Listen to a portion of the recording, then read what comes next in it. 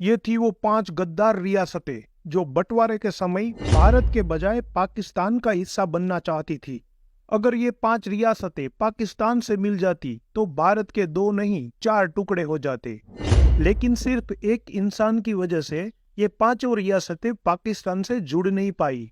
चलिए जानते हैं कौन थी वो 5 गद्दार रियासतें और कौन था वो इंसान जिसने भारत के और टुकड़े होने से बचा लिया। पहले नंबर पे आता है भोपाल। उस समय भोपाल की नवाब हमीदुल्ला खान थे, जिन्हें भारत का हिस्सा बनने में जरा भी दिलचस्पी नहीं थी, जिसके पीछे 2 खास वजह थी। पहली, उस समय भारत में कांग्रेस सरकार थी और नवाब कांग्रेस के विरुद्ध थे। और दूसरी वजह ये थी कि मुस्लिम लीग के लीडर मोहम्मद अली जिन्ना ने नवाब को पाकिस्तान में सेक्रेटरी जनरल पद देने की लालच दी थी। परंतु थोड़े समय में नवाब को जिन्ना की बात पे शक होने लगा। तब उन्होंने सोचा कि भोपाल को एक अलग राज्य का दर्जा देना चाहिए, लेकिन भोपाल भारत की बीचों बीच होने के कारण ये नामुमकिन था। अंत में भारत सरकार के दबाव और राजनीतिक बातचीत के चलते 30 अप्रैल 1949 में भारत भोपाल का हिस्सा बनने के लिए राजी हुआ। नंबर 2 पर आता है हैदराबाद। हैदराबाद उस समय का बहुत अमीर राज्य था। वहां के नवाब मीर ओस्मान अली खान की नेटवर्थ उस समय में 70 लाख करोड़ जितनी बताई जा रही थी। गुलामी के समय में भी इस राज्य के पास खुद की सेना, रेलवे और डाक सेवाएं थी। इसलिए वहां के नवाब हैदराबाद को एक अलग राज्य बनाना चाहते थे। हैदराबाद के नवाब की इच्छा थी कि वो ब्रिटिश कॉमनवेल्थ ऑफ नेशन के मेंबर बने।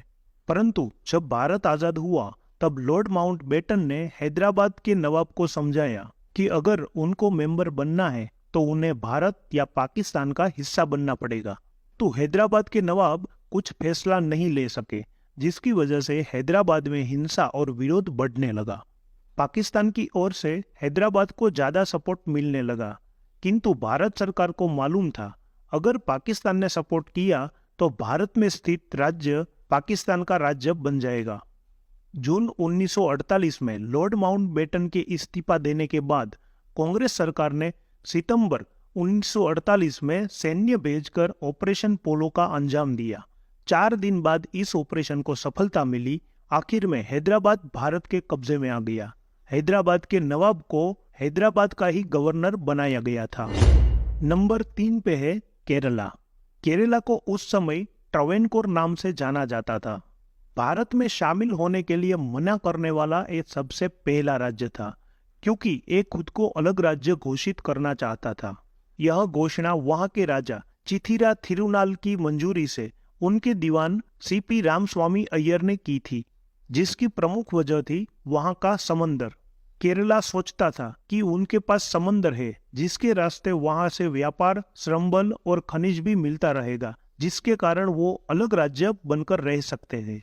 लेकिन कुछ समय बाद केरला सोशलिस्ट पार्टी ने राजा थिरुनाल के जन्मदिन पर सीपी रामस्वामी अय्यर को मारने की साजिश की। तब जाके उन्होंने लॉर्ड माउंटबेटन से बात करके 10 अगस्त 1947 को समझौता करके पेपर साइन कर दिया, जिसके बाद ट्रावेनकोर राज्य जैसा था वैसा ही रहा, परंतु वहां की फॉरेन पॉलिसी और डिफेंस भारत सरकार के कब्जे में आ गई, जिसके कारण ट्रावेनकोर राज्य भारत सरकार की अनुमति के बिना विदेश व्यापार नहीं कर सकता था। 1949 के पूर्णतः ट्रावेनकोर को भारत का हिस्सा बनाया गया। 1956 में कोचीन और ट्रावेनकोर की बाउंड्री तोड़ के एक अलग राज्य बनाया गया, जिसको केरला नाम दिया गया। नंबर 4 पर है कश्मीर। विभाजन के समय पे ये राज्य भी ऐसा था जिसको न तो भारत का हिस्सा बनना था न तो पाकिस्तान का।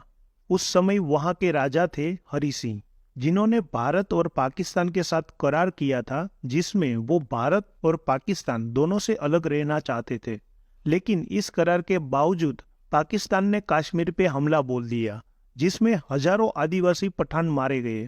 तब कश्मीर ने भारत से मदद मांगी। तब भारत ने गवर्नर ने मदद करने के लिए भारत का हिस्सा बनने की सलाह दी।